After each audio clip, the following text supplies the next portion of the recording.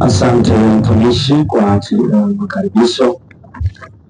Ningelipenda kuchukua fursa hii kuwasalimu kwa jina la Kristo Yesu. Bwana asifiwe.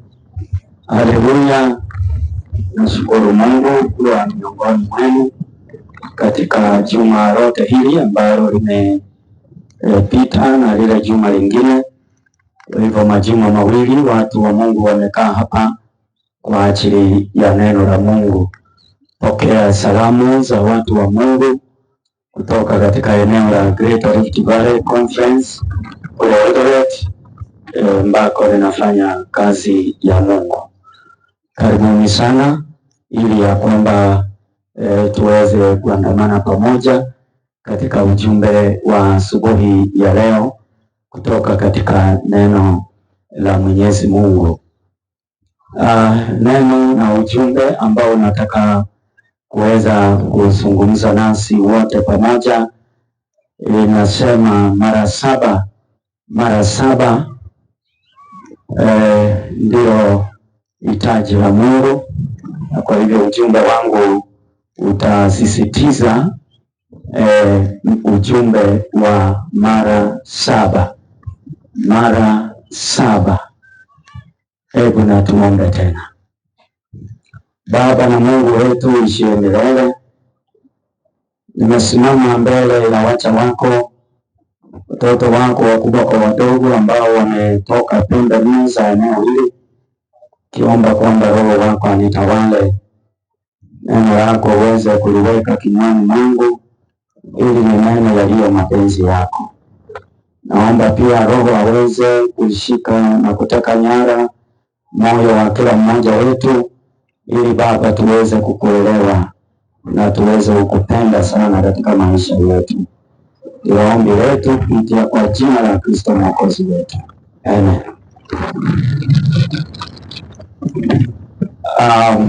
Ujumbe huu unatoka katika kitabu cha Wafalme wa Pili. Katika kitabu cha Wafalme wa Pili sura ni ya 5. Nitateremka sura hiyo, sitaenda nje ya hapo. Nataka kuweka makao hapo. Kuna mambo ambayo tunataka kuyaona, ni lipi Mungu anataka tuweze kulifahamu. Kitabu hicho kinatuletea kisa cha mtu mmoja hodari sana ambaye ni jemedari wa jeshi anayeitwa Naamani. Na ujumbe huu Yesu ameutaja, ujumbe unaohusu mwanaume huyu hodari. Yesu ametaja jambo hilo katika kitabu cha Luka. Kitabu cha Luka 4 mstari wake wa 27. Neno la Mungu linasema, tena palikuwa na wenye ukoma wengi katika Israeli zamani za nabii Elisha, wala hapana aliyetakaswa ila Naamani mtu wa Shamu. Yesu amekuja kuliweka tukio hili lililotukia miaka 1000 kadhaa ambayo ilikuwa imepita kabla Yesu hajazaliwa duniani. Linakuwa ni ujumbe wa ajabu kwa ajili ya ukombozi ambao Mungu mwaminifu anampa mwenye dhambi. Kwa nini Yesu akakumbuka tukio hili la Naamani lililofanyika miaka 1000 nyingi ambazo zilikuwa zimepita? Yesu alipokuwa anaongea na Wayahudi na kuwapa ujumbe wa ukombozi, wengine wakawa wagumu. Ndipo akaweza kutoa akiwapa ujumbe ni yapi yaliyokuwa yametokea kule nyuma. Haijalishi wewe ni nani, unaweza kuwa umezaliwa katika nyumba ya dini na utaweza kuwa umezaliwa mbele za Mungu na upotee. na pengine yule ambaye hata hana habari ya huyo Mungu aweze kuokolewa. Ndiyo Naaman anakuja katika mafundisho ya Yesu Kristo. Kwa hivyo anawaambia Wayahudi waliokuwa wanamsikiza, msisahau zamani za Elisha nabii wa Mungu, kulikuwa na mtu aliyekuwa anaitwa Naaman, ambaye ni mwenye ukoma, tena si Myahudi, si Mwisraeli, lakini akapona. Ni Mshami, was an Assyrian. Yeye aliponywa. Kwa nini? Kwa sababu alikubali kutii. Ndiposa Naaman akaweza kuponya mkono wake. Hivyo ndio sababu Yesu akaleta ujumbe huu kwa hawa Waisraeli ambao walikuwa wanamsikia, na ile jambo liliwakasirisha sana. Wakati mwingine, ndugu zangu, ujumbe unaweza kutolewa na ukasirishe wengine wetu. Neno la Mungu ni upanga unaokata kuwili, na wakati mwingine neno la Mungu linaweza kutuchoma sana, vile ambavyo hawa Wayahudi walichoma, walikasirikia Yesu alipowapa mfano huu, kwa sababu ni Naamani Mshami ndiye aliponywa, na Waisraeli waliokuwa na ukoma hawakuponywa kwa sababu hawakuamini huyu Yesu. Waisraeli waliokuwa na ukoma ni wengi, lakini Yesu akaenda kuponya Mshami. Inawezekana wewe na mimi tukose kuokolewa kama tuna upumbavu na kuletea Mungu mchezo, na wataokolewa walevi wale na makahaba walio mbali hapa. Bwana asifiwe. Wewe na mimi tunafikirije tunaposikia ujumbe wa Mungu wa ukombozi katika maisha ya mwanadamu? Katika kitabu hicho cha Wafalme wa Pili sura yake ni ya 5, Biblia, neno la Mungu linaanza kusema hivi. Nilikuwa nasoma, kuna wakati mwingine mambo ambayo huwa magumu saa zingine kuyaelewa, lakini kile tunaweza soma, kile ambacho tunaweza kuona na tuweze kuelewa, tunaweza kukisoma. Biblia inasema, basi Naaman jemedari wa jeshi la mfalme wa Shamu alikuwa mtu mkubwa mbele ya bwana wake na mwenye kuheshimiwa, kwa sababu kwa mkono wake Bwana alikuwa amewapa Washami kushinda. Tena alikuwa mtu hodari wa vita, lakini alikuwa mwenye ukoma. Hivyo ndivyo maandiko matakatifu yanavyosema. Na Washami walikuwa wametoka vikosi, wakachukua mfungwa mmoja, kijana mwanamke kutoka nchi ya Israeli, naye akamhudumia mkewe Naaman. Akamwambia bibi yake, laiti bwana wangu angelikuwa pamoja na yule nabii aliyeko Samaria, maana angemponya ukoma wake. Mtu mmoja akaingia akamwambia bwana wake, akasema, yule kijana mwanamke aliyetoka nchi ya Israeli asema hivi na hivi. Mfalme wa Shamu akasema, haya basi, mimi nitampelekea mfalme wa Israeli waraka. Basi akaenda zake, akachukua mikononi mwake talanta 10 na za fedha na vipande vya dhahabu 6,000 na mavazi 10. Biblia inatupa habari ya huyu jemedari, mtu hodari wa vita, na ambaye kupitia kwake Washami waliweza kushinda vita nyingi duniani.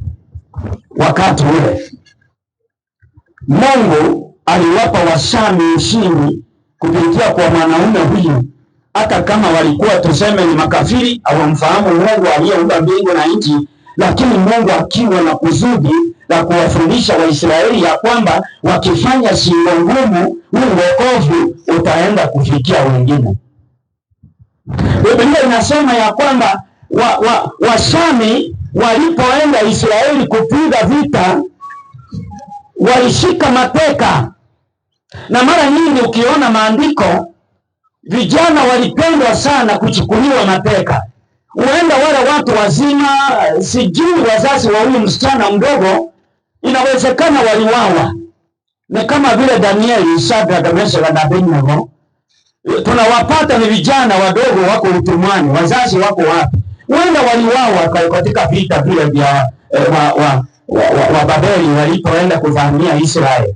Kwa hivyo hapa napo tunaambiwa Washami waliposhinda Waisraeli wakateka nyara watumwa, na mmoja wa watumwa anayetambuliwa hapa ni msichana mdogo aliyeshikwa kutoka Israeli, na hakika kulikuwa na vijana wengine wadogo watumwa walioletwa kutoka Israeli wakaletwa kuwa watumwa hapa nchi ya Shamu.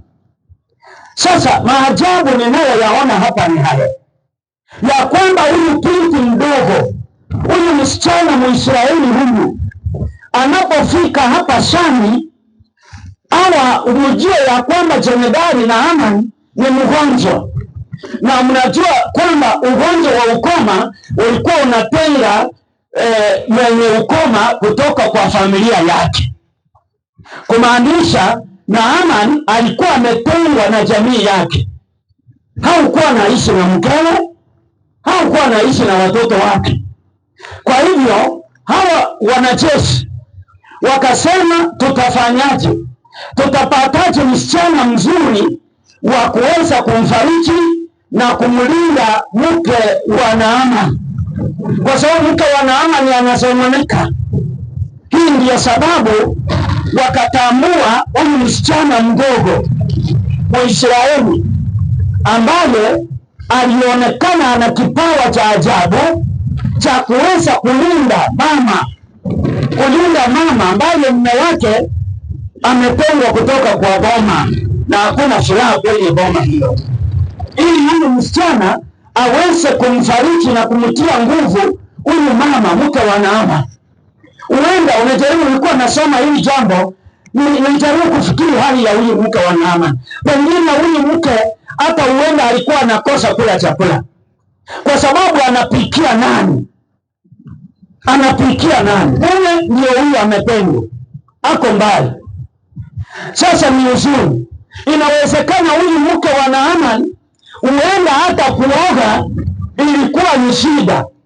Sasa huenda angemaliza muda mrefu bila kuoga, anaogea nani? Yaani nilikuwa nataka nielewe picha kamili, shida iliyokumba hii familia. Kama vile familia yoyote inaweza kumbwa na shida, nawezekana iwe yako, yangu, familia huwa zinakumbwa na shida za ghafla. So huyu msichana akawa pale, akachaguliwa kati ya wale wasichana walioshikwa mateka kutoka Israeli, akapelekwa kwa nyumba ya Naamani kumtunza mke wa Naamani. Vile Biblia imetuambia. So huyu msichana akiwa katika nyumba ya Naamani kumtunza huyu mke wa Naamani, neno la Mungu linaniambia huyu msichana akaanza kuongea juu ya Mungu wa mbinguni. Akasema kwa huyu bibi ni jina linalotumika kwa wamama wanaoheshimiwa. Neno bibi si sawa na mke. Kama mke wangu siwezi kumuita bibi, hapana, si bibi yangu. Bibi ni mama aliye na heshima. Hiyo jina hutumika kwa wamama walio na heshima, wanaitwa bibi.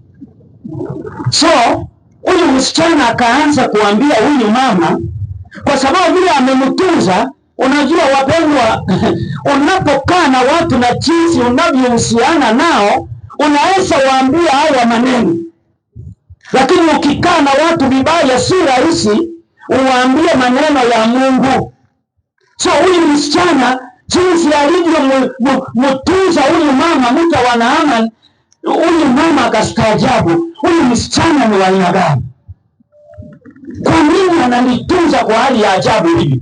Ananiosha vizuri, ananipikia vizuri, ananitengenezea mahali pa kukaa vizuri. kama ni kitanda anatengeneza vizuri, mpaka huyu mke wa Naamani akawa kwamba ameanza kupona na mawazo kuhusu mume wake ambaye yuko mbali naye. Wapendwa, nataka ufikirie ndani kidogo. Huyu msichana mdogo, unafikiri ni ajali yeye kupatikana akiwa msichana hodari namna hii? Unafikiri huyu msichana mdogo ilitokea muujiza tu akaanza kuwa msichana wa nguvu hivyo? Tena ni msichana mdogo. Ni lazima huyu msichana alipitia mikono iliyobarikiwa. Huyu msichana lazima alipitia mikono iliyokuwa ya nguvu na ya bidii. Ninasema nini, mtu wa Mungu? Nasema ya kwamba huyu msichana kule nyumbani, kumbuka ni msichana mdogo wa kike, kule kwao mahali ya wazazi wake, ni lazima walifanya kazi kubwa ya kumlea na kumtunza na kumfundisha kupenda Mungu na kumfundisha kuwa msichana hodari katika maisha. Lazima wazazi wake walifanya kibarua kigumu cha kumlea huyu mtoto katika uchaji wa Mungu, katika heshima ya mbinguni. Lazima wazazi hawa walimbariki huyu mtoto kwa tabia yao. Mfano wa wazazi huwa na nguvu sana kwa maisha ya watoto. Hawa wazazi lazima walimwombea huyu msichana katika maisha yao ya kifamilia. Walikuwa walimu wazuri ambao waliweka ndani ya maisha ya huyu msichana habari za upendo wa Mungu na jinsi Mungu anavyookoa wanadamu na jinsi Mungu anavyofanya maajabu kwa wale ambao wanamtii. Kwa hiyo huyu msichana alitunzwa. Sio mchezo msichana mdogo aende utumwani alafu aende kuhubiri habari ya Mungu na kusema, bibi yangu, laiti huyu bwana wako alikuwa anaambia mke wa Naamani kila siku, laiti huyu mume wako mama angekuwa huko kwetu Israeli, kuna nabii wa Mungu angepona ukoma. Msichana mdogo anahubiria mama mkubwa, mke wa jemadari, kila siku anamwambia. Biblia inasema kila siku anatoa ushuhuda, anasema huko kwetu kuna nabii wa Mungu, na ikiwa mume wako alaiti angelikuwa huko angelipona ukoma. Sijui mnaonaje ujumbe wa huyu mtoto? Nilikuwa nasoma jambo moja katika kitabu ambacho kimeandikwa na mwandishi mmoja anayejulikana sana ulimwenguni, kitabu ambacho kinaitwa Patriarchs and Kings ama Kings and Patriarchs. Ukurasa wake ni 245. Sikia vile huyu mwandishi anavyosema. The conduct of the captive maid, the way that she bore herself in that little home, is a strong witness to the power of high home training. There is no higher trust than that committed to fathers and mothers in the care and the training of their children. Parents have to do with the very foundation of habit and character. By their example, teaching the future of their children is largely decided. Happy are the parents whose lives are a true reflection of divine, so that the promises and the commands of God awaken in the child gratitude and reverence. And the parents whose tenderness and just and long suffering interpret to the child the love and just and long suffering of God, and who by teaching the child to love and trust and obey them are teaching him to love and trust and obey his Father in heaven. Parents who impart the child such a gift have endowed him with treasure more than precious than the wealth of all the ages, a treasure as enduring as eternity.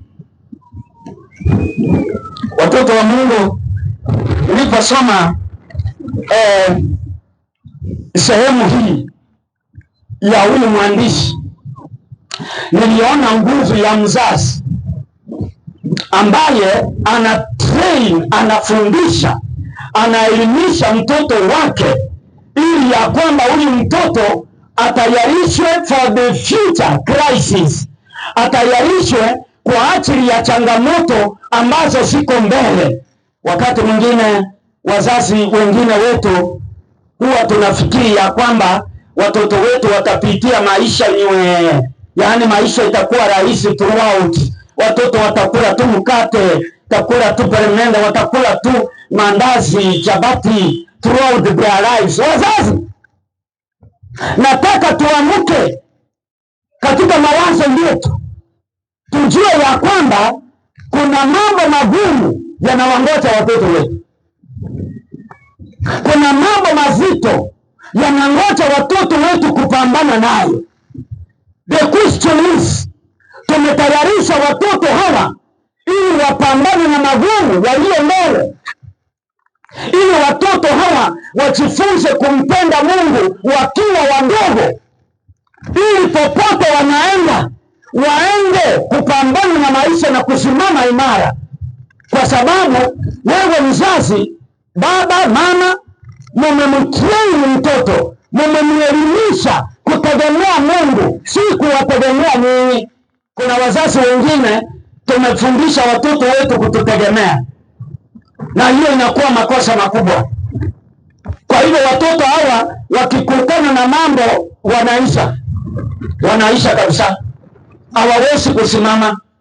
Watoto hawa wakienda vyuo vikuu hawawezi kusimama, wanapokea, wanachanganyikiwa, kwa sababu hawakutayarishwa ili wakutane na mambo magumu hapa mbele ya maisha.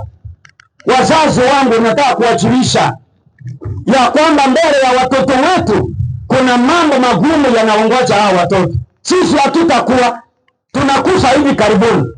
Wazazi sikia, sisi twafa, sisi tunaondoka, miaka yetu imeisha, tunakufa, tutazikwa hivi karibuni. Hawa watoto wetu watastahimili vishindo vya maisha ambavyo viko mbele yao, majaribu makali ambayo yatakutana na hao watoto wetu. Popote wataenda duniani, watasimama na kutetea neno la Mungu na kutetea ukweli wa Mungu na kuishi maisha yaliyo matakatifu. Wataweza. Mama, umetayarisha msichana wako ili kustahimili vishindo vya wanaume ambao wako pale nje. Kumbuka, huyu msichana wako mdogo unapomlea, ujua atakutana na wanaume wako na maelfu ya pesa huko nje.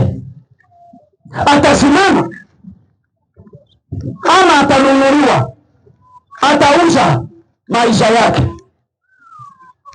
Mama, unaonaje huyu msichana wako?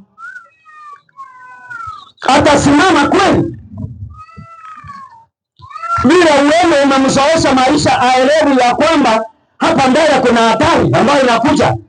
Ninaongea hivi ndugu zangu, katika ujumbe wa huyu msichana mdogo Mwisraeli ambaye anahubiri Mungu katika nchi ya kigeni. Na hata watoto wetu hawawezi hubiri Mungu hata Kenya peke yake. Watoto hawa hawana uwezo, wakienda hata mashule hawaongei habari za Mungu. Kwa nini? Kwa sababu sisi wazazi hatujawatayarisha hawa watoto vilivyo to face the challenges of life. I want to challenge my dear fellow parents. Nataka kuwatia changamoto wazazi wenzangu, tuweze kuandaa watoto wetu kweli kweli. Unapoandaa msichana wako, kumbuka mahali anaelekea, kumbuka hapo mbele. Wewe utakuwa, wewe mama utakuwa umekufa, msichana wako ndio yuko pale mbele. Mimi baba nitakuwa nimelala, msichana wako ndio yule anapambana na maisha. Je, atakuwa mke wa namna gani? Na ataolewa na mwanaume wa aina gani? Hayo ndio maswali nyeti sana. Huyu mtoto unayemtembeleza hapa nyumbani, ambaye hujampa training kujua kwamba ulimwengu ni mviringo, ulimwengu ni majuto, majuto ni mchukuru. Umemweleza ya kwamba hii ulimwengu uko na hatari nyingi, ili huyu mtoto aelewe kumbe mambo hayatakuwa vile yako hapa nyumbani. Mambo yatageuka huyu mtoto anapoondoka nje, na atastahimili kusimama vishindo hivyo. Watoto wa Mungu naongea haya mambo makubwa hivi ili wazazi tuweze kuamka. Tumefundisha hao watoto kuomba asubuhi, jioni, mchana. Tunaomba na hao watoto katika vyumba vyetu. Tuulize hiyo maswali. Kama sivyo, then hatuna watoto watakaosimama pale mbele, wakati ambapo ulimwengu utakuwa unaingia katika na matatizo na giza kubwa. Vijana wengi wengine hata maisha yao yataisha vile yanaendelea kuishi. Wazazi, kisa cha huyu msichana mdogo Israeli kinagusa moyo wangu sana, ili nijiulize mimi ni mzazi mwingine gani, na ninafanyia nini watoto wangu kuwatayarisha kwa ajili ya haya maisha na yale maisha yajayo. Sasa kuna maisha mawili, kuna haya maisha mafupi sana na kuna yale ya milele ambayo yanakuja. What are we doing as parents?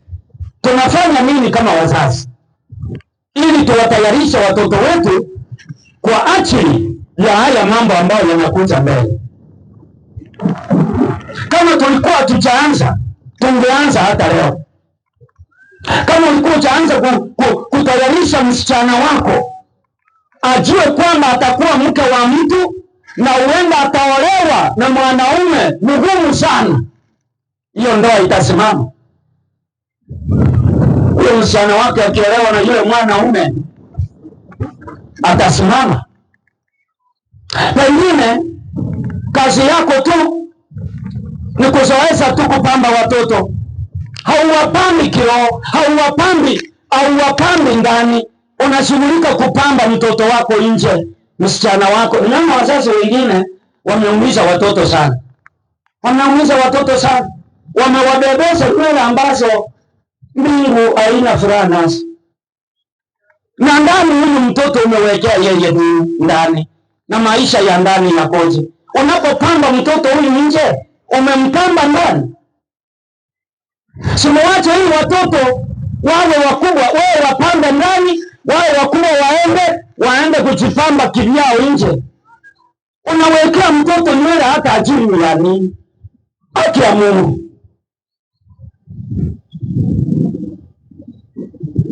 Unaona huyu bila amebeba mzigo ambaye ajili ya nini? Unajua, tunapohubiri watu wengine washike Sabato, wajue Sabato ya kweli, na sisi ambao tunaowaambia wajue Sabato ya kweli, sisi hatuwezi kufundisha pia ukweli ujulikane kuhusu hii mzigo. Ana mzigo kutoka na najua sisi ni wainjilisti, kazi yetu ni kuongea, na ukweli tutauongea, hatutauficha. Kwa hiyo hatufundishi Sabato peke yake hapa, na ukweli na ubatizo wa kweli wa kusafisha ndani ya maji, hiyo pia ni ukweli mmoja wapo ambao inatakiwa watu wa Mungu waelewe. Huyu mtoto sijui kama neno la Mungu liko ndani yake. Nikimuuliza anaweza kuniambia habari za Mungu. Wazazi, can you wake up? Can we use our common magical well? We are lost, we are getting out of order.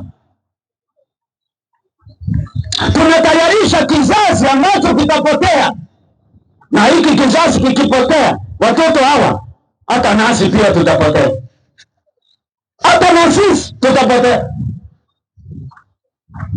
kwa sababu hatujafanya kazi yetu kwa uaminifu. Na mzazi yeyote ambaye hajafanya kazi yake kwa uaminifu, ukweli ni kwamba lazima tupotee milele.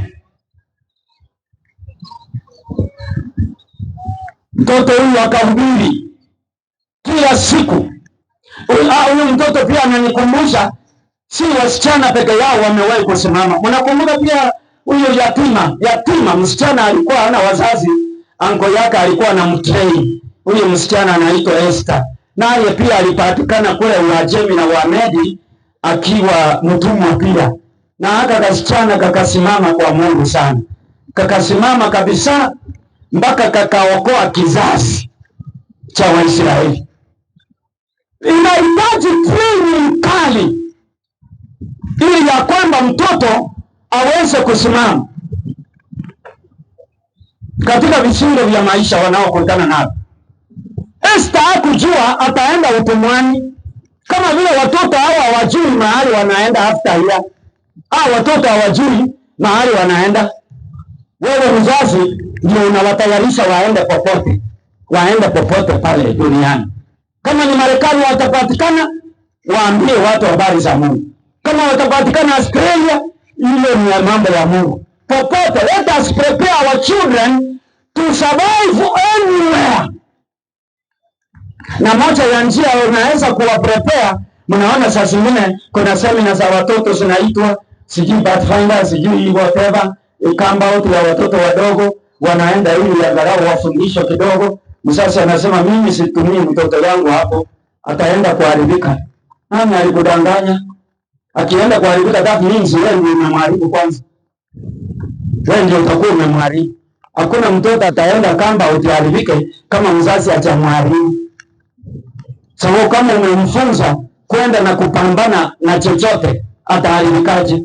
Huko atapata elimu, aongeze kwa ile umempa ili awe imara katika maisha yake. Wazazi tuamuke kutoka katika hali yetu ili tutayarishe watoto kwa ajili ya umilele.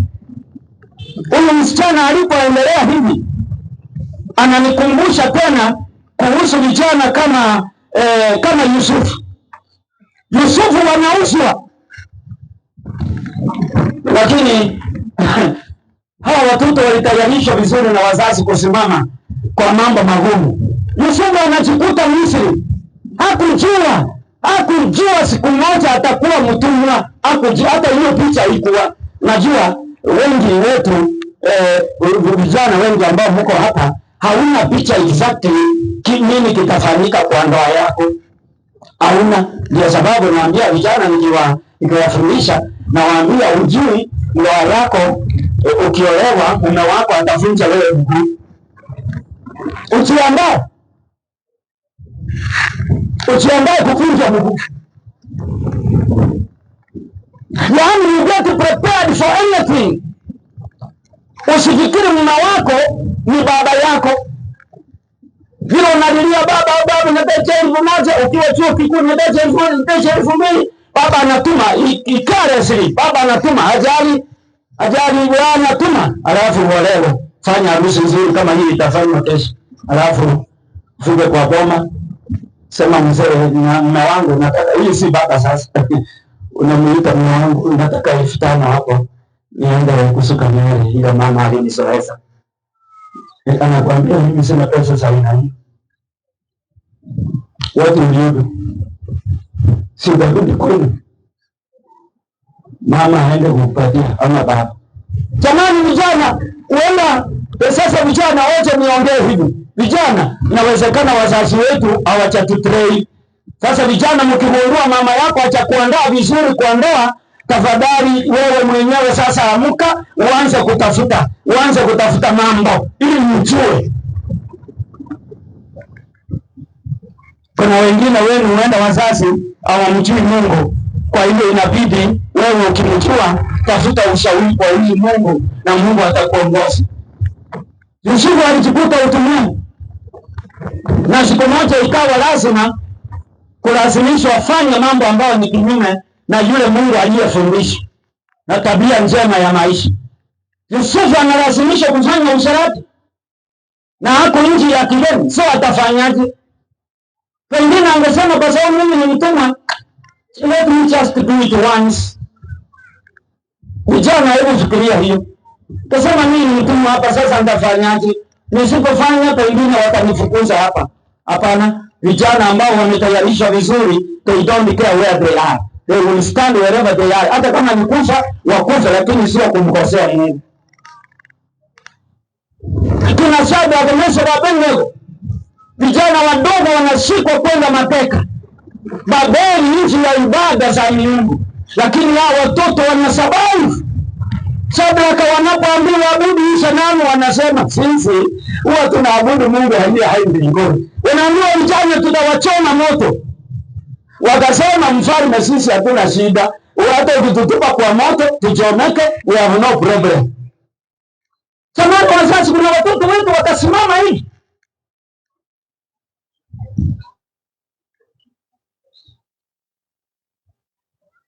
Nimetuliza kidogo tufikiri.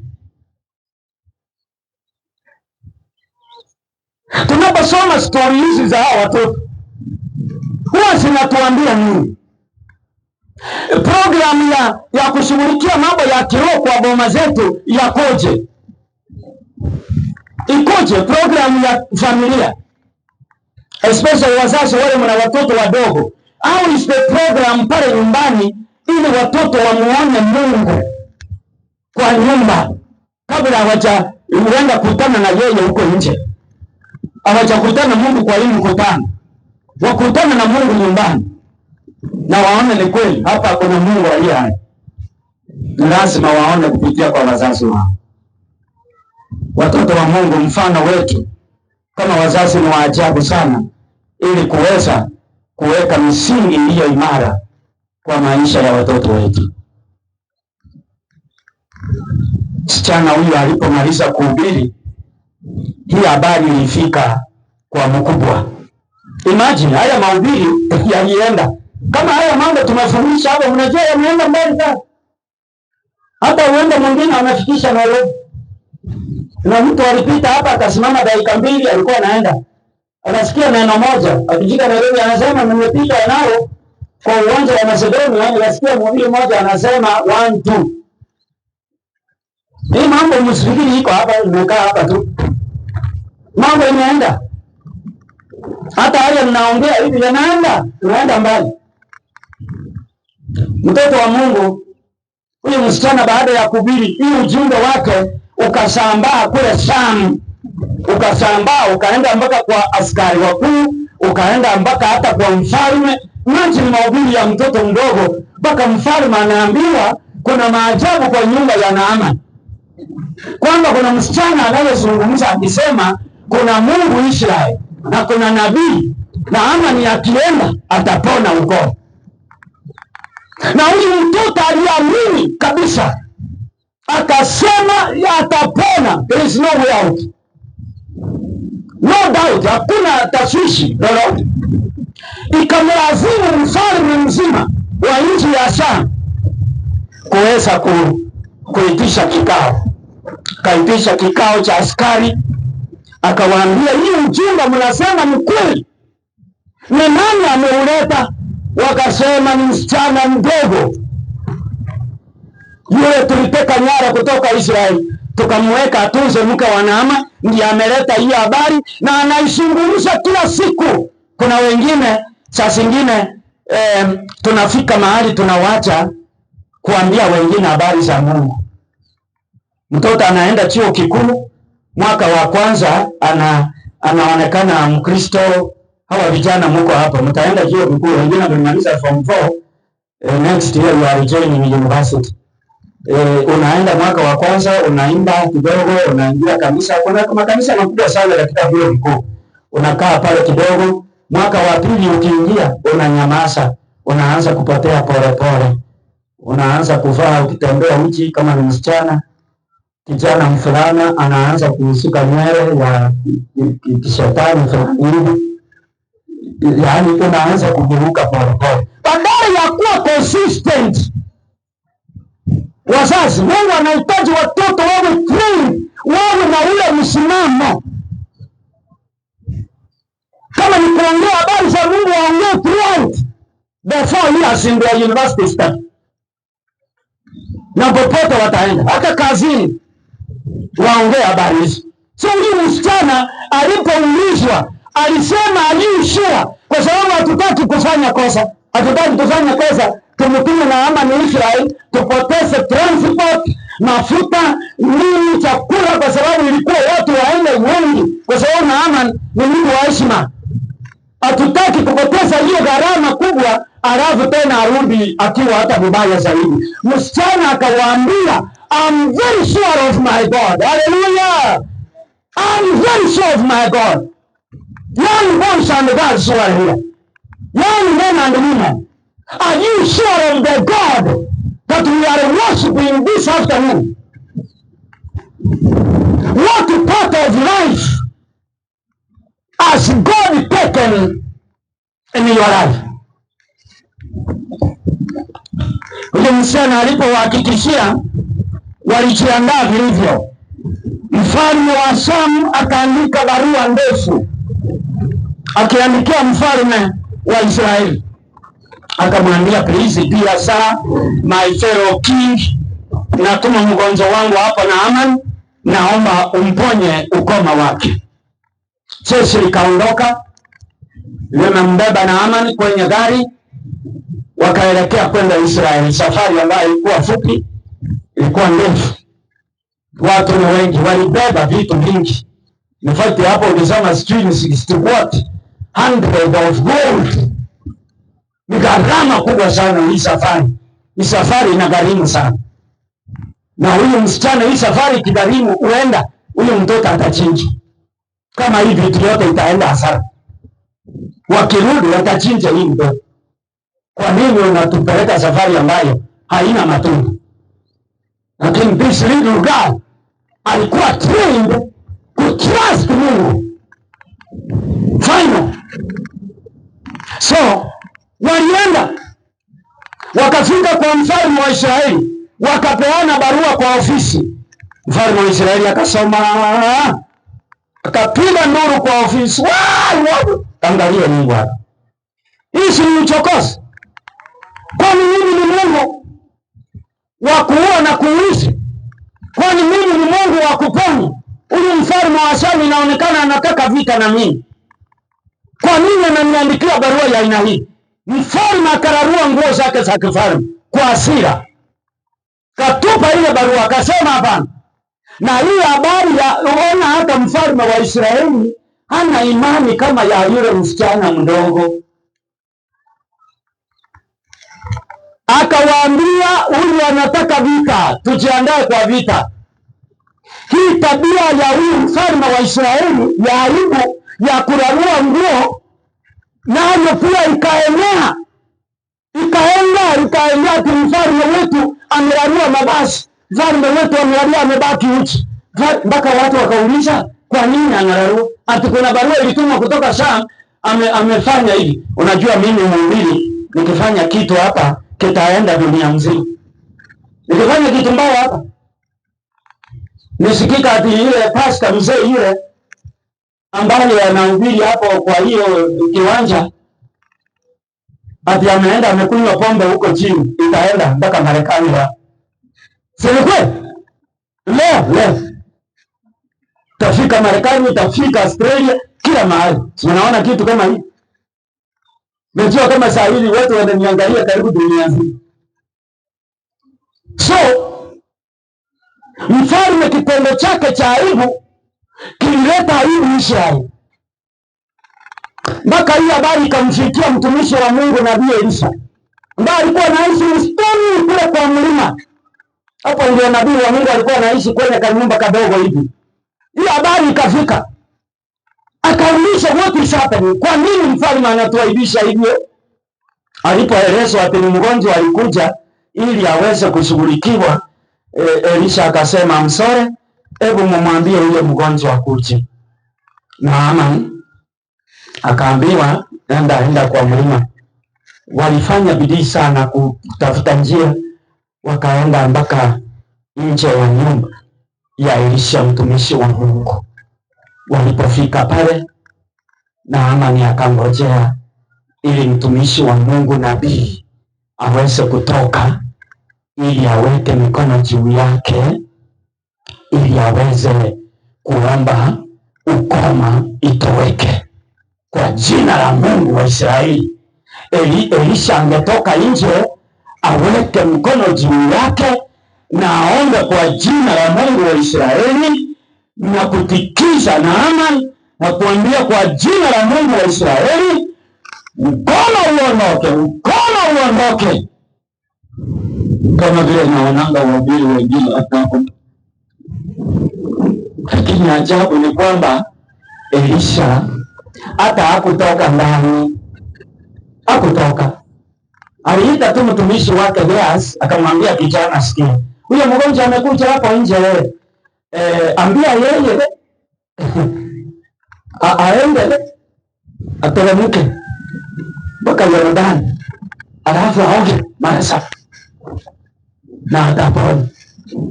Gehazi kakakimbia, hata kijana kalikuwa chap mara nyingi, hata ingawa kalikuwa katukutu. Kalikimbia kakamwambia mkubwa anasema uende uteremke Yordani huko, uende uoge mara 7 halafu ukoma lako itaenda. Naamani akasema, ona sasa hiyo pumbavu gani? Mnaelewa ugonjwa wa ukoma vile unafanya watu, unakula vidole, unatoa hii midomo, wewe kama unakula mapua, unakula masikio. Naamani sasa alikuwa kama rungu hivi.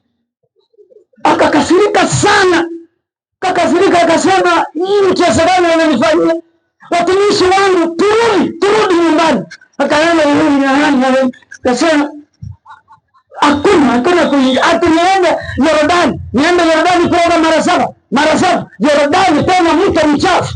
Si mpaka Naamani akasema, na mito yetu safi ya Parifari na hapana kule Shami. Si angeniambia habari, angeniambia enda Parifari, enda hapana, uoge huko mara 7 na utapona. Kwa nini aniwache nikuje mpaka Israeli anitume Yordani, mito ya maji machafu?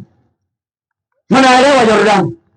Wale mnasoma historia ya Yordani na mnaelewa mito ya Asami. Mito ya Asami inatiririka maji safi kama kioo, kwa sababu inatoka milimani. Inakuja juu ya mawe, inateremka vizuri, inakuwa safi kama kioo. Na Naamani anasema yale maji safi ya hapana na Parifari, si ningeoga pale jamani nipone. Huyu mtu wa Mungu mnaniambia ati anaponya? Hii ndio style anakuja kuniambia? Hiyo style ati mara 7 Yordani chafu. Mara 7 nini mwanaume mwenye heshima hivi? Ni anasema hivi na rudi nyumbani. Turudi. Kidogo alipokuwa amefika huko chini kurudi nyumbani, watumishi wakawa na akili kidogo. Watumishi wake wakamfuata. Wakamwambia, simama bwana wetu, tuliso together. We want to listen. Hebu tuambie, kama huyu nabii angelikwambia ugharamike, utoe mambo pesa nyingi na ufanye makubwa, mtumishi mkubwa yetu, si ungefanya? Sasa kwenda tu Yordani kuoga mara 7, si jamani, tuende tu. Tumetoka mbali, tumetumia gharama kubwa, si tuende uoge, usipopona turudi tupeleke ripoti kwamba hakuna Mungu na Israeli hakuna nabii wa Mungu, hakuna, kuliko turudi bure. Sasa tukirudi, hata mke wako akiuliza, mume wangu amepona? Hapana. Sasa mlienda nini? Ati tulienda akatuambia aenda aoge mara 7 Yordani apone, na mzee wako akakataa. Sasa si watu wataniambia, si ungeoga, ungeenda uoge alafu tuone nini kitafanyika, ndio tupeleke ripoti kamili nyumbani. Hii habari ikamake sense kwa kutoka kwa watumishi wa Naamani. Na mjue wao wajui Mungu, lakini wamemsonga huyu Naamani mkubwa wao afanye vile Mungu amesema. Mara 7 mto gani wapendwa? Yordani, si Parifari, sio mito ya Shamu, no, ni lazima iwe Yordani na tena mara 7 ndani. Unajua mara nyingi tunapohubiri injili hii tunakuta watu wanarishoni ya ajabu. Mwingine juzi ameniambia hapa, ukiendelea kuhubiri nyumba kwa nyumba hapa, akasema pasta, siku haina maana. Lakini nikamuuliza swali, Mungu aliweka siku ya ngapi wanadamu wapumzike na wamwabudu? Akasema siku ya 7 iko hapo kwa Biblia, Exodus 20. Anajua Exodus 20 verse 8 kuelekea mpaka 11 inasema siku ya 7 ndio sabato ya Mungu. Nikamuuliza ya ngapi? Ya 7. Ya ngapi? Ya 7. Ya ngapi? Ya 7. Na nini? Ya ngapi? Ya ngapi? Ya ngapi? Yaani ya miskini. Ya ngapi? Ndio ya nani? Alafu unasema yoyote. Elisha anaambia Naaman enda Yordani mara ngapi? 7. Naaman anaanza kuleta kinyonyo. Anasema hata mito ya Parifari na hapana ni safi zaidi kuliko. Lakini mjue Mungu anasema ni Yordani tena mara ngapi ndani? Mara 7. Leo hivi Mungu anasema siku ya 7 ndio sabato yangu. Ya ngapi? Mchana ya ngapi? Sio ya kwanza. Nikauliza huyo Mungu ya 7 ni gani kwa hii dunia? Akasema pastor, ni Jumamosi. Sasa nikamwambia kama unajua ni Jumamosi, si ufanye vile Mungu anasema. Akasema hapana, yoyote tu ukichagua ya 2, ya 3, ya 4. Unaona vile wanadamu akili zetu zimeharibika. Yaani Mungu akisema hiki, sisi tunataka tufanye hiki. Mungu anaambia Naaman enda ona Yordani mara 7. Naaman anasema kuna hiyo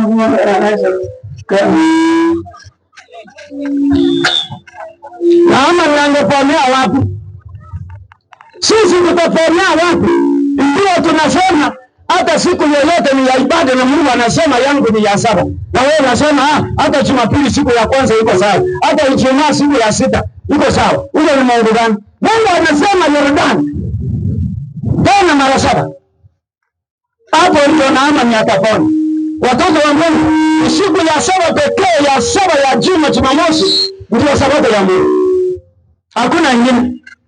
Hiyo Mungu amesema na alishasema. Hata Elisha hakuongea. Elisha yeye aliendelea kulala. Yeye ameshasema. Najua Mungu akisema kitu akuchi tena kusumbua. Mungu si anasema ya 7 ndio yangu. Sasa wanadamu wote wapumzike. Sasa inabaki juu yetu kuona itakuwaje. Wale watapili watakuwa na bahati.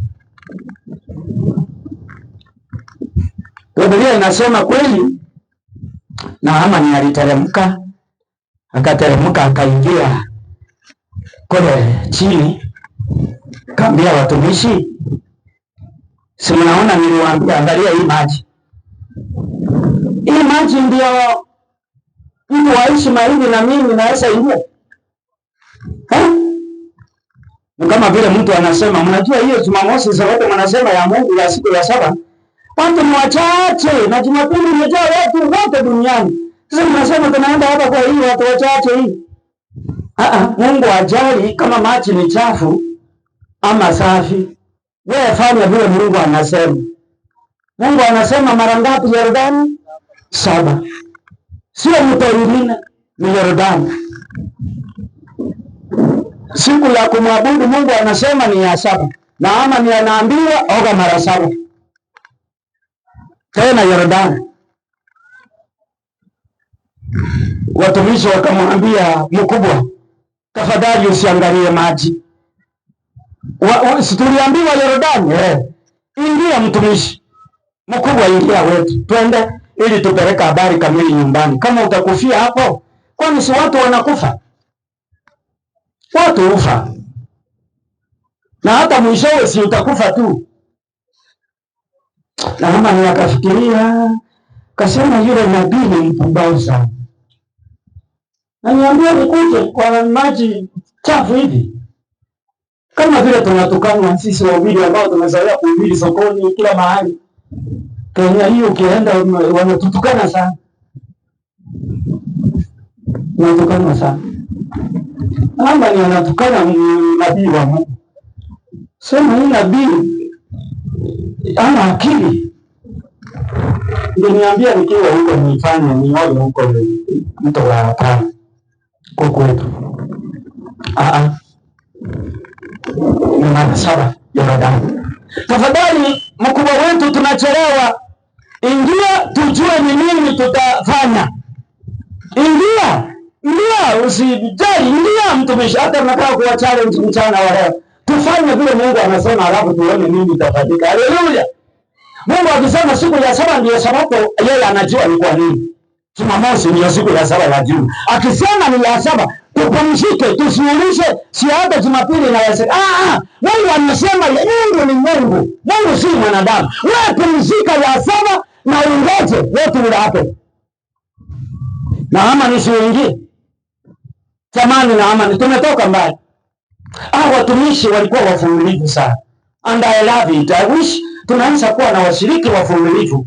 Wazazi wavumilivu kutrain watoto na kila mahali. Na Amani anasema mmesema niingie. Kama nikufa nikufie ndani.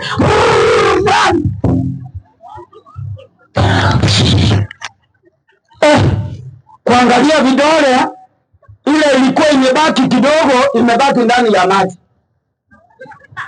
Ile ilikuwa imebaki kidogo, akawaambia angalia, kama hii imebaki na ni safari moja, nikienda ya 7, si hata mikono yangu na miguu itabaki ndani. Wakamwambia sikia, wewe baki ndani, hata ukikufia ndani tutarudi nyumbani tupeane ripoti kwamba huko Israeli hakuna Mungu. Hiyo ndio tunataka kuprove leo.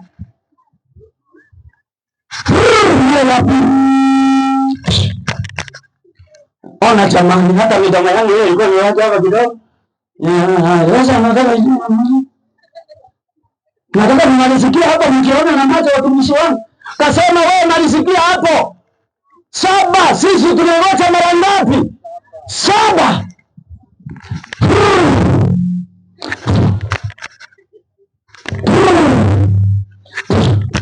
Mebaki ngapi watoto? Mebaki 3. Imekatika magapi? Wanasema endelea. Umebakisha 2.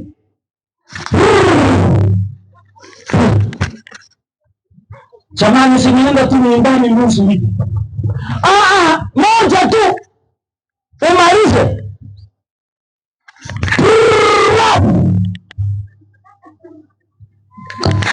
Aliporuka juu, Biblia inasema akapata mwili wake wote ni kama wa mtoto mchanga. Haleluya, watoto wa Mungu. We have a God in heaven. We have a God who cares. We have a God who loves humanity. We have a God who wants all of us to be saved. None of us should go to hell. We have a loving God in heaven who loves you and me. What is your decision this afternoon? Mara 7 na mambo yakakamilika. Akakimbia haraka akaenda mpaka kwa Elisha, kama vile Elisha, tangu leo nimejua ya kwamba hakuna Mungu duniani kote isipokuwa Israeli. Haleluya! Isipokuwa Israeli ndio kuna Mungu wa kweli. Na Amani akahubiri pia kama jemadari, ujumbe wake pia ukaenda ulimwenguni kote, na kwamba kuna jemadari siku hizi yeye ni pasta, kwa sababu ameshuhudia maajabu ya Mungu wa kweli. Watoto wa Mungu, wewe na mimi tumeshuhudia nini? Na nini kizuri tumeona kwa Mungu ambao tunaweza sema Mungu ni kwa kweli, na Mungu ni mwaminifu, na Mungu anampenda mwanadamu. Mchana wa leo nataka nikuulize swali, na wewe mwenyewe ndio utajibu. Ukitaka uende kama na Amani, uingie mara 7 Yordani, isiyo choice. Ukiona hayo maji ni machafu sana, rudi nyumbani na ukome yako. Yaani ukuje mkutano kama huu wa neno la Mungu na urudi vile ulikuwa. Watoto wa Mungu mnaongea na wewe. Utoke kuli sijui ni wapi umetoka. Sijui ni mambo ile sikia na wengine sio umetoka wapi huko chini. Wengine huko chini. Ukuje hapa alafu urudi tena vile ulikuwa. Kama una ukoma ya kugombana urudi tena nyumbani hapo. Na kuna Yordani unaingia tu mara 7 na imeisha. Ukoma yako ya ugonjwa. Ukoma yako ya usherati. Urudi nayo utoke hapa tena uende kufanya usherati.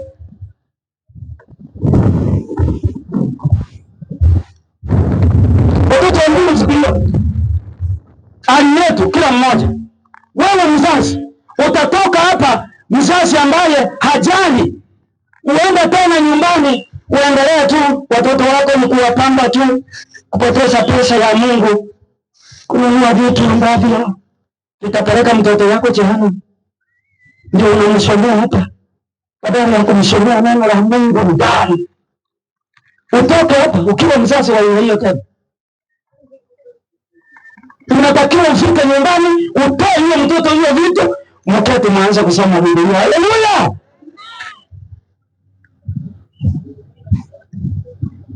Watoto wa Mungu bado huenda hatujamjua huyu Mungu tunayesema tunamjua. Taona mabadiliko makubwa. Hata nami natamani kama mchungaji nisitoke hapa vile nilikuja. Pastor, hatuwezi toka hapa vile tulikuwa.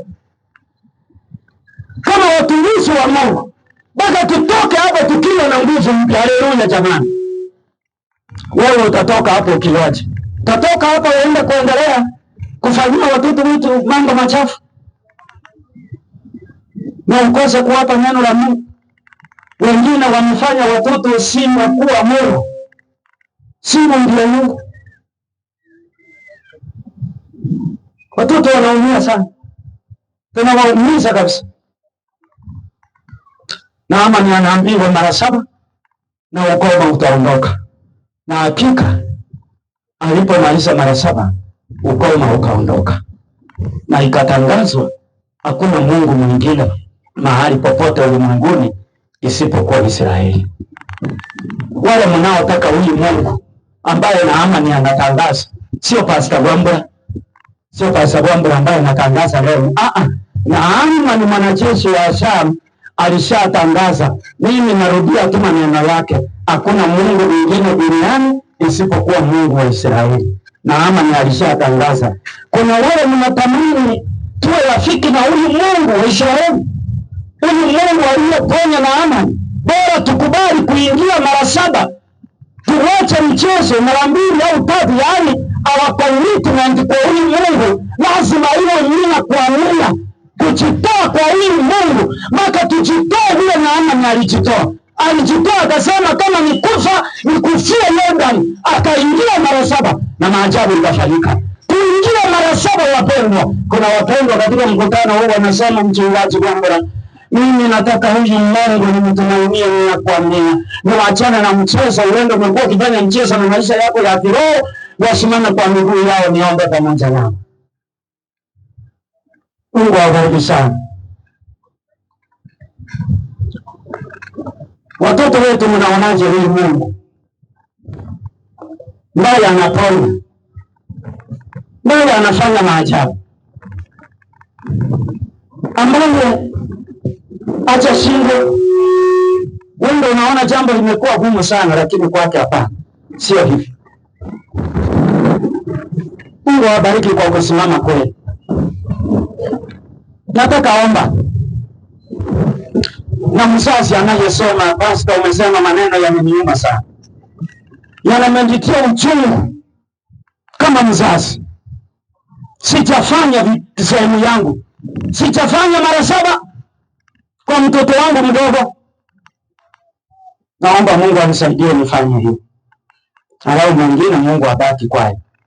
Kuna mzazi anataka maombi ya aina hii kwamba Mungu atuhurumie ili tuanze kazi yetu ya kuweka watoto wetu mara 7 katika Yordani, na hiyo Yordani, yale maji ni damu ya Yesu. Tuwatumbukize watoto wetu ndani ya damu ya Yesu mara 7, na watoto watakuwa salama duniani. Kuna mzazi yeyote anayehitaji maombi kama hayo akuje pande hii ya kushoto kwangu? Any parent who needs such a prayer, kuja pande hii ya mkono wangu wa kushoto.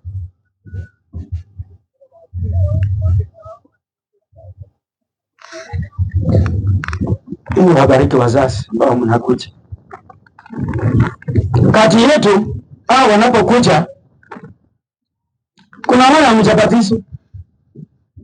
Tena niona wengine hata wakiongea na elders pale. Kuja mkono wangu wa kuongea hapa. Tuombe na nini? Fanya uamuzi.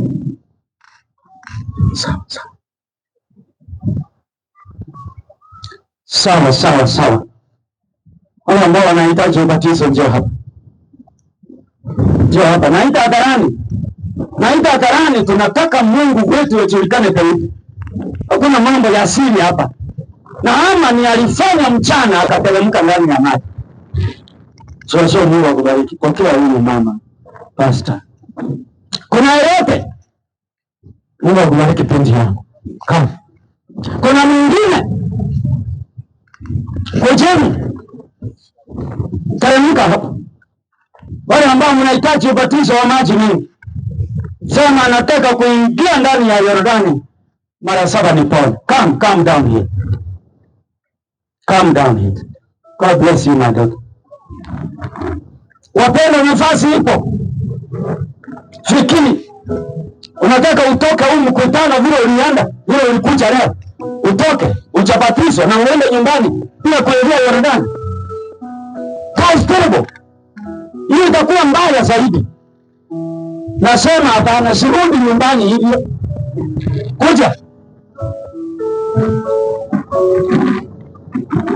Kuja, nafasi iko. Naamani alipewa nafasi kubwa. Mpaka hata watumishi wake wenyewe wakaanza kumpembeleza. Nami nawapembeleza kama mtumishi wa Mungu. Come to Jesus. Hapa Yordani tapona mara 7 katika damu ya Yesu Kristo iliyomwagika msalabani. Inaleta uponyaji wa dhambi, inaleta uponyaji hata wa kimwili, wa kimawazo, na tunakuwa tayari kwa injili ya milele. Teremkeni.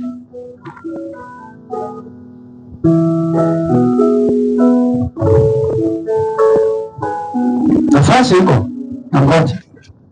Kama utabatizwa, kuja. Uenda, wacha tena niongeze statement. Uenda huko pengine ukuja umejiandaa kubatizwa maybe leo. Sio lazima kwamba utabatizwa leo. Sasa si wakija utaandaa hata kama ni mwezi ujao, hata kama ni wiki ijayo, ili uweze kuwa tayari. Kujeni tuombe na ninyi. Hiyo matayarisho yapo. Hayawezi kwamba unakuja ili mbatizwe ghafla kama ulikuwa hujajitayarisha hivi. But come, we want to pray with you. Unafanya uamuzi,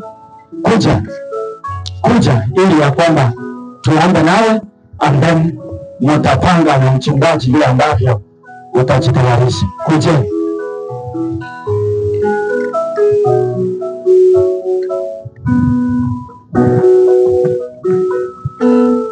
Uenda pia kati yetu, sitaki nikose kufanya wito huu pia. Uenda kati yetu kuna mama, kuna mzee, kuna kijana, kuna msichana, kijana wa kike ama wa kiume, anasema kumbe Biblia inasema siku ya 7 ni Sabato.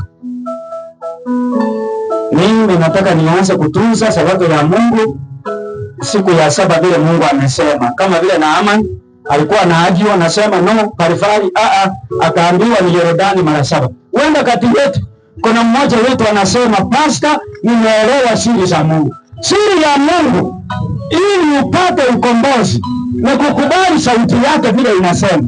Si yangu wala yako. Uenda kuna mmoja wetu anasema, nataka nianze kutunza siku ya 7 ya juma. Kuja pia. Kuja hapa karibu na mimi. Tuombe nao. Wewe umekuwa ukitunza Jumapili au Ijumaa bila kuelewa kwamba Mungu anasema ni ya 7.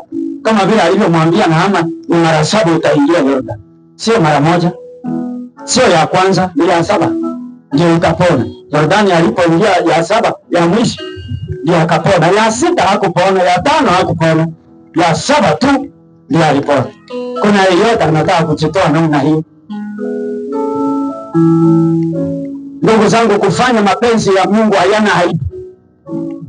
Mtu kuamua kufanya vile Mungu anataka, huwa haina aibu na wasiwasi wowote.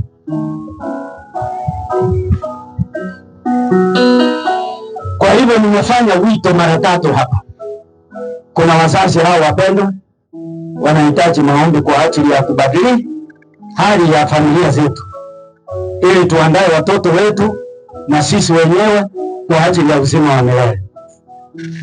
Nimefanya wito wa wale ambao wanatamani kufanya agano na Mungu huyu wa Israeli kwa njia ya maji mengi Yordani.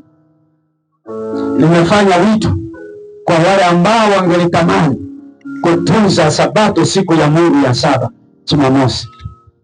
Kama uchasedu, kama uchakuwa mahali unajisikia huko sawa, kuja, amua.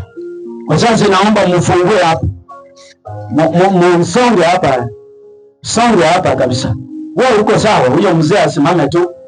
Wale mko huko, msonge hapa hivi mahali na point hapa. Yaani nataka space hapo nione kila mtu. Nataka space hapo, msiwe hapo karibu. Songe kabisa hapa. Wazazi ambao mnahitaji maombi kwa ajili ya kazi ambayo Mungu ametupatia. Sasa mnaona watu wote vizuri. Inawezekana ujabatizwa na umesimama hapo tu. Umesimama tu unasema hapana, siendi. Ingine inakuambia enda, ngoja kidogo. Hivyo ndivyo. Kuna sauti mbili. Kuna sauti ya Yesu inakuambia njoo kwangu. Njoo kwangu mwanangu. Kuna sauti nyingine inasema hapana, ngoja. Sasa mchana wa leo utatii sauti gani? Na sauti ya shetani ilikuwa inamwambia hii mto Yordani chafu, rudi nyumbani. Na kweli alianza kurudi. Sauti nyingine ikamwambia kupitia kwa watumishi, hapana, twende, halafu tuone.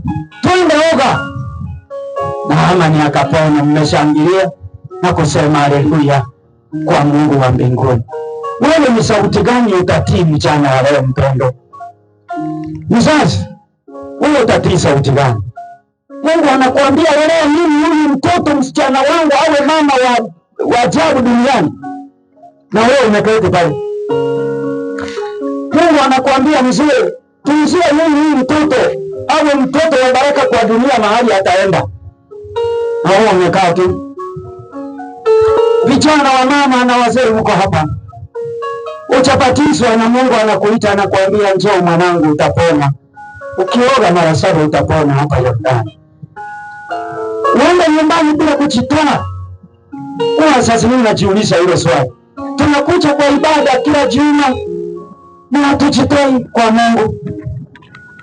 Msimamo wetu utakuwa wapi? Kuna yule pengine alikuwa hajajua, kumbe Jumamosi ndio siku ya 7. Umejua nani ya 7 ndio Mungu anaamua. Unarudi nyumbani hivyo, unaenda kuendelea kutunza Jumapili, itakuwaje? Itakuwaje na Mungu ndiye amesema ya 7 ndio yangu? Mstari wa 10 kitabu cha Kutoka 20 inasema, lakini ya 7 ni Sabato ya Bwana Mungu wako. Ndio anasema. Sasa itakuwaje kwa maisha yetu? Watoto wa Mungu natoa muda hivi ili kila mmoja amue ni sauti gani atatii. Kabla sijaomba, tuko na muda wa kutosha. Tumekaa hapa majuma 2. So hatuna hofu sisi. Sauti gani mchana wa leo itakupendeza? Kama kuna yeye hajabatizwa, unaamuaje?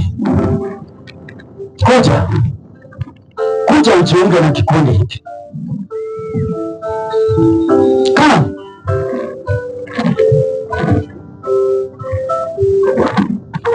wenda kuna mzazi pia anataka kujiunga na kikundi hiki, pia kuja. Unajua, tunaposonga hivyo ni ishara tosha ya kwamba kuna kutoa na ama ni yako baki huko juu, aliingia mpaka ndani. So sasa zile tunapofanya wito, kusonga peke yake hivi, huwa maajabu yanaanza kutendeka. Wale ambao mjawahi kufahamu hivi, kama kuna mzazi anataka kujiunga na hiki kikundi, kama kuna mtu wa kubatizwa anataka kuingia kwa hiki kikundi, kama si leo mtatayarishwa kwa ajili ya ubatizo ambao unakuja. Na wewe kama unataka kutunza sabato ya Mungu, kama mhoba leo. Hiyo ndio wito tatu tu nimefanya leo. Kwa sasa kuna yeyote achatulia aseme, Pastor, mimi uamuzi wangu imekuwa hivi, kwa sababu mbingu inajua, mbingu inajua kila mmoja wetu, moyo wetu vile unawaza, vile moyo wetu unawaza. Kama umekasirika kama Naamani tuliza hiyo hasira, chukua hatua, ujiende mahali ambapo wito wako uko.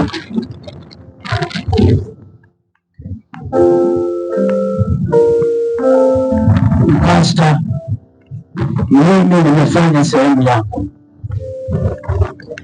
yale Mungu alinipa niyaseme, nimesema. Sina hofu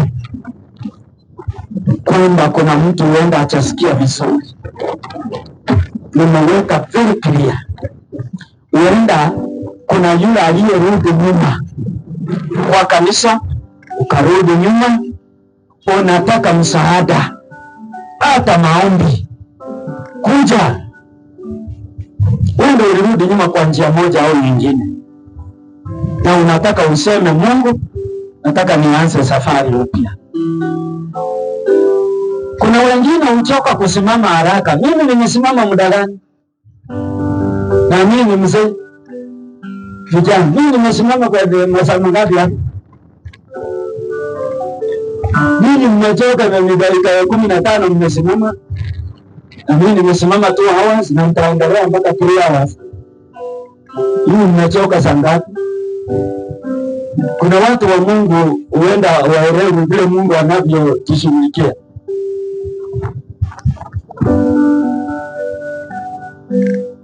Naamini ya kwamba nimeweza kutoa tangazo na limeeleweka vizuri. Kati yetu huenda kuna yule alirudi nyuma, hata huenda anakuja, huenda anahitaji kuelekezwa, ambiwe fanya hivi kwa ajili ya mambo fulani, umrudie Mungu. Kuja pia nawe hapa chini, tutakueleza la kufanya. Kuna yoyote wa aina hii?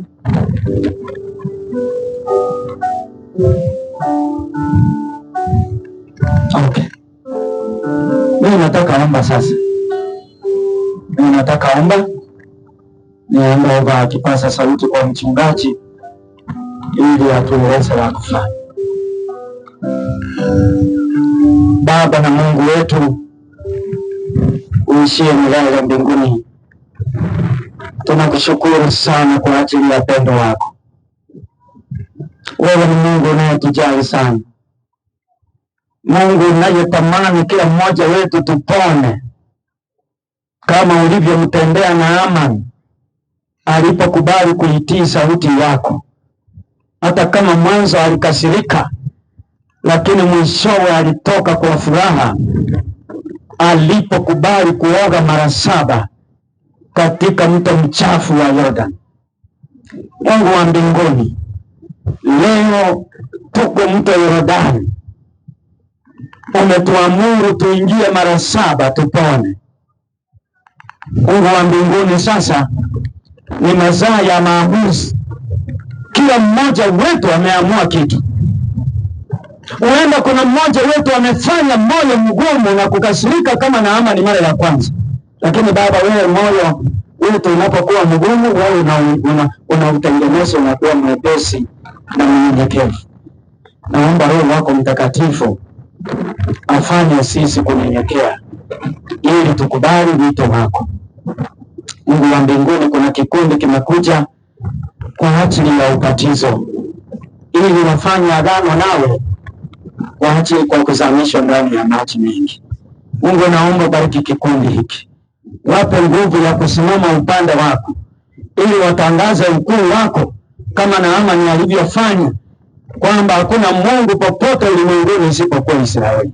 Mungu wabariki sana wapendwa hawa, wanawafahamu mbele yetu. Pia Mungu, kuna wazazi wamekuja hata pamoja nami kuomba msamaha kwamba hatujawatayarisha watoto wetu vilivyo kwa ajili ya maisha haya na maisha yajayo. Mungu, kwanza tuomba msamaha kama wazazi, utuhurumie, tuondolee moyo mgumu, ili kuanzia leo tuanze kukaa chini na watoto wetu kuongea juu yako pamoja nao, ili wakujue wewe ndiye Mungu unayeokoa, Mungu unayepona, ili watoto unayepona, ili watoto hao wakienda mbali nasi, wakiwa vyuo vikuu kule Marekani, kule Australia, kule Canada na pengine kwingi, waweze kukutangaza popote wataenda. Mungu, bariki wazazi hawa, utuwezeshe kuwa mfano mwema kwa watoto wetu. Kumbe watoto wetu wametusoma vibaya, wanapoona tukigombana, wanapoona tunaumizana, wanapoona hatukai vizuri nyumbani, hawa watoto wetu wanaumia sana na wanakosa kuelewa Mungu ni nani. Mungu wa mbinguni, mchana wa leo leta hilo badiliko katika maisha yetu. Kama wazazi, utuoshe na damu ya Yesu mara 7 vile ulivyomtendea Naamani katika mto Yordani, ili Mungu wetu tukiondoka hapa, watoto wetu waone tabia ya ajabu na tabia yako ndani ya maisha yetu.